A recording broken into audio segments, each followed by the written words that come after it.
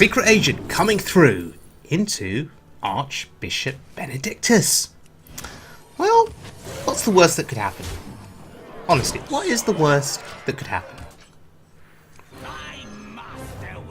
I mean, we play the Archbishop, we get value, all of those cards into our deck, and look at our board. Our board is massive. Surely we're going to win this game, right? No, my opponent had other plans for me. So Archbishop Benedictus filled my deck with crap. Well, it filled my deck with cards that I couldn't really do much with. And, of course, he plays his own Benedictus, takes his cards back. Yeah, you can have them back. Oh look, Excavated Evil. More AoE. What am I going to do with that? AoE cannot go face. And to add insult to injury, he plays a second Benedictus that he got from a Draconoid Operative that he stole from me. Yeah, just ridiculous. So, even with Ysera on the board, dreaming and making the world tremble, it's not enough. Because he's got the Shadow Reaper Andu in hero power, and that's too much for us to deal with. So Benedictus diluted our deck, and to the point where the good cards that we want to draw from our deck, we just couldn't draw. And usually you would look at a hand like this and you'd say, well, you've got lots of AoE. Isn't that a good thing? Yes, AoE is a good thing. AoE clears boards. Yes, but look at our health total. We're at 10. So in this situation, you know, double Excavated Evil will clear his board and my Ysera will live. But we're nearly dead. And I could heal my face with my hero power, but then I wouldn't be able to clear his board fully. And let's face it, healing my face isn't going to do anything really, and Ysera Awakens for once, it's not what you want to see. Usually people complain when they don't get Ysera Awakens. In this case, Ysera Awakens brings us closer to death. Yeah, we're not winning the game. So, Archbishop Benedictus let us down. However, please don't confuse Archbishop Benedictus with this deck, because Benedictus was my greedy pick that lost me the game. If you play this deck properly, it's a game winner. And this deck here is the SamKnowsHS Aggro Dragon Priest. Now, very quickly, SamKnowsHS is a Twitch streamer who I discovered 2 or 3 months ago. He's currently growing his audience week to week. He's a phenomenal streamer, very entertaining. He's very good at Hearthstone, and he takes weird decks, janky decks, he makes them work, he makes them competitive, which is great. He's all about having fun with Hearthstone. And I think that is something to appreciate, given that I know it's very easy to take this game too seriously, and I think sometimes we forget it is a game and it is all about having fun. And SamKnowsHS is all about having fun in Hearthstone. He's a very interactive streamer, so he interacts with his chat. You know, you ask a question, you leave a comment, and he's all over it. You know, he responds straight away, which is great. So I'd recommend you check him out. Recommend you check out his YouTube channel as well. And as I said to you, he plays interesting decks. He's a great deck creator, and this is one of the decks that he created. It's an Aggro Dragon Priest. Now, anything with dragons in it, yay, I love it. I love dragons. So, in the past, I've been used to playing decks which are slower. Dragon Priests with Reno, for example. Dragon Priests with Ysera, with heavier dragons. This is a faster-paced Aggro Dragon Priest. And so I thought, hey, I have to give it a try. And he's been having a lot of success with it on the Wild Mode ladder. So I thought, let's see how I find it.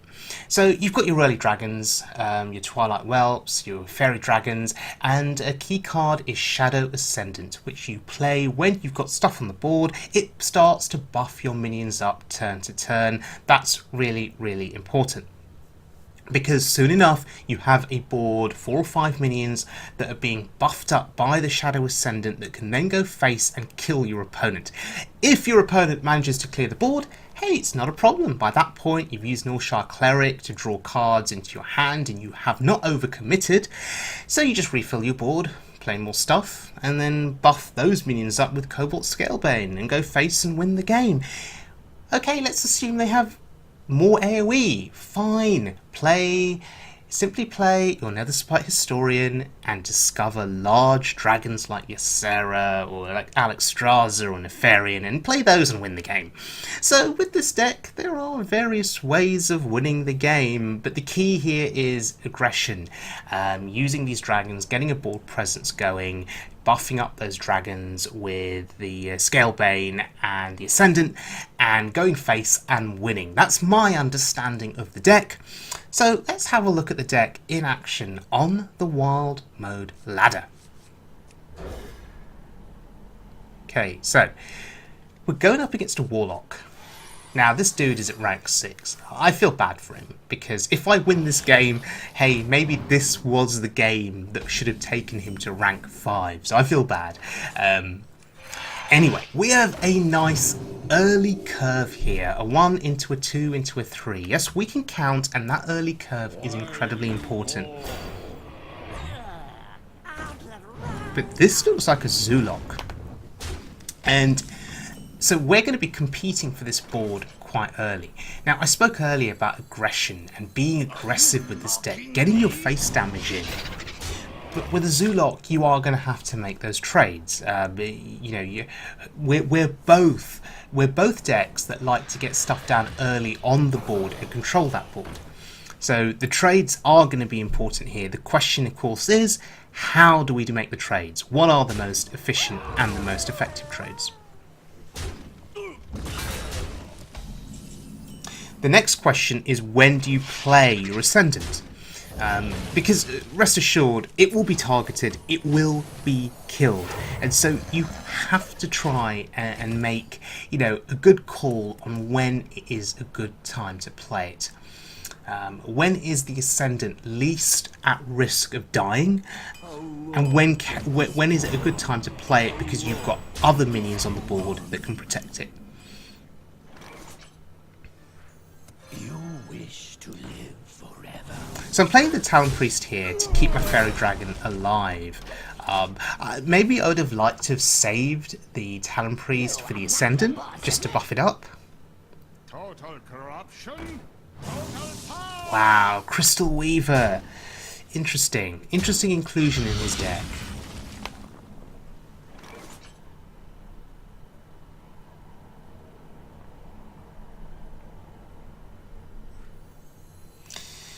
Operative is an on-curve play.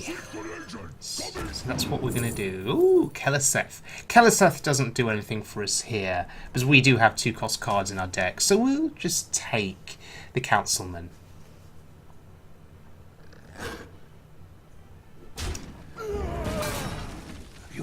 Not sure if that was correct. Not sure at all if it was correct. But I think his imp needed to be injured. But that's not helpful for us. Wow, that buff. I'm in charge now. And patches as well. Wow, okay. So is this a Zoolock? Or is this some kind of a demon lock? Can we expect to see Blood Reaver Gul'dan in his deck? It'll be interesting. So the question is, what do we do here? Once upon a time. Ooh, Alexstrasza. But no. I'm going to take the Scale Nightmare. I'm taking the Scale Nightmare purely because it costs less than Alex and it grows turn to turn. I think that's pretty solid.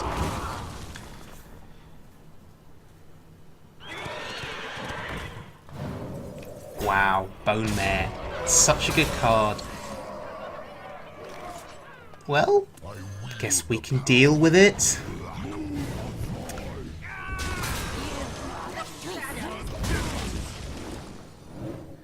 So the Blackwing Corruptor there, such a useful utility card, and the Ascendant, an even more useful utility card.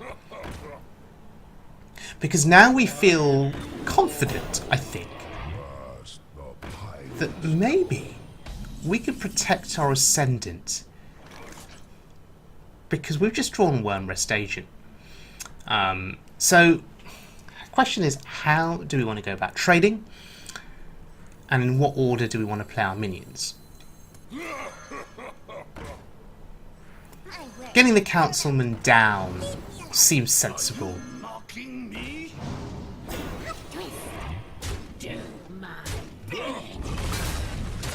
And now, the Ascendant is protected. The longer we can keep it alive, the more likely it is we win the game, because it's just going to keep buffing different minions on our board. Total corruption? Total And that's not going to be enough for him.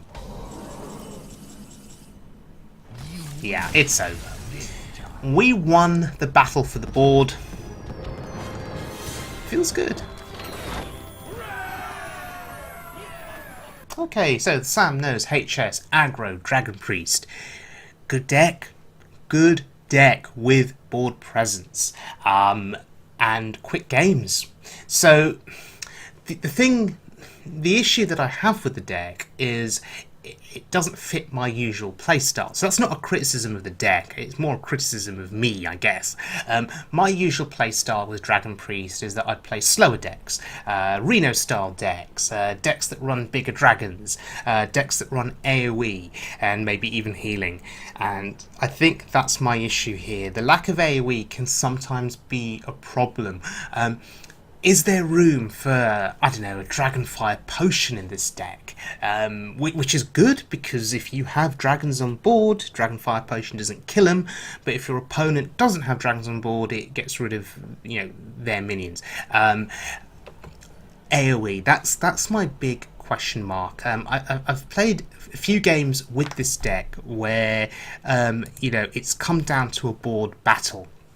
And my opponent just sneaks out a win because they had AoE and I didn't, and they were able to refill the board faster than me and they won the game.